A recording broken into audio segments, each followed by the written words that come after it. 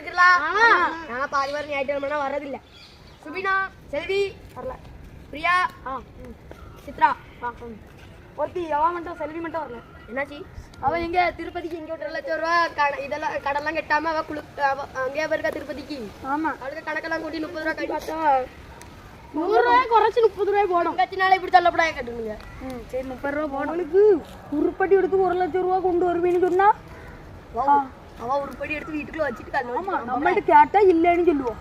ஆமா அவ கல்யாட்டியா வைக்க முடியாது. ரூபாய் இல்ல நாளைக்கு அடுத்த வாரம் வைக்க. ஓ மாப்பிள்ளை வெளிநாட்டுல தானே இருக்கான், ஏன் வைக்க முடியாது?